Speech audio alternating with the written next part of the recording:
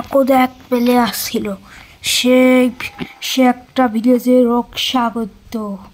সেই ভিলেজটাকে খুব ভালোভাবে দেখাশোনা করতো। ভিলেজে যায় বিপদ সে তাতেই ঝাঁপিয়ে পড়তো। ভিলেজে কত জম্বি আসে ভিলেজটাতে। এই ভিলেজে অনেক অনেক কিছু ছিল, কত ভিলেজার।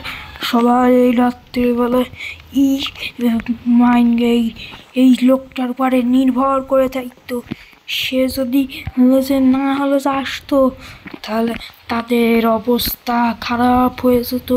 যখন ভূত আসে এদের শেষ করে দেয়। এই ভিলেজাররা সব সময় ভয়তে থাকে, কখন এদের সঙ্গে কি হয়ে যাবে এরা জানে না। কারণ এই জম্বিগুলো এদেরকে কখনোই ছাড়বে না। সে সব সময় ভিলেজের সুরক্ষা করত। সুরক্ষা ছাড়া কিছু বুঝতো না। প্লেয়ারদের এমন ভালোবাসা বাসতো, সে ভিলেজারদের এমন ভালোবাসা বাসতো। সে ভিলেজারদের সারা সাথে পেত না। সে সুইমিং করতে খুবই ভালোবাসতো। তার সুইমিং খুব একটি পছন্দের জিনিস ছিল। সে সুইমিং করে অনেক সে সুইমিং চ্যাম্পিয়ন হতে চেয়েছিল, কিন্তু সে পারেনি। কারণ সে যদি সুইমিং চ্যাম্পিয়ন হতো তাহলে সে সব তার দৌড়ানো খুব পছন্দ। সে দৌড়ানোর প্রতিযোগিতায় খুব প্রথম শ্রেণী। সে ওয়ার্ল্ড রেকর্ডে যেতে, তো ওয়ার্ল্ড রেকর্ডে গেলে এই ভিলেজারদের এক কয়দিন রক্ষা করবে কে? সে রক্ষা করার জন্য থেকে গেল। পশু পাখিদের খুবই এত ভালোবাসা ব্যস্ত যে পশু পাখিদের খাওয়ায় তুললে যে পশু পাখিরা ওর জন্য অপেক্ষা করে থাকতো। এরা দেখলে খুব খুশি হয়ে যেত যখন ওই কেউ খাবার নিয়ে আসতো। বুঝলেন, এ খুবই মহান একজন ব্যক্তি। এই মহান ব্যক্তিটির নাম কেউ জানে না, কেউ না।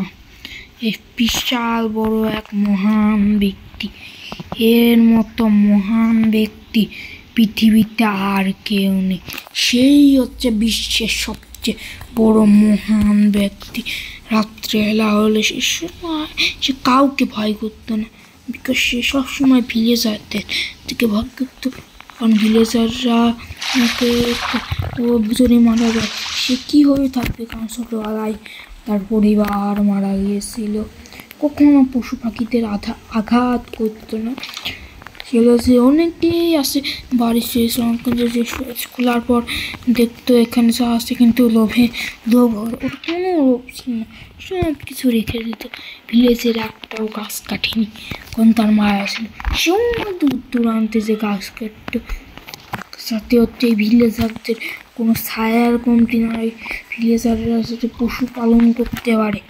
এই ভিলেজারদের সব থেকে প্রিয় লোক ছিল এই প্লেয়ারটা। এই প্লেয়ারটার নাম হলো দ্য আননোন প্লেয়ার। মানে কাকেও এর নাম জানে না, সবাই এর জন্য পাগল। একে যদি আপনারা যে মাইনক্রাফটের পার্ট 2 দেখতে চান তাই লাইক, কমেন্ট অ্যান্ড সাবস্ক্রাইব।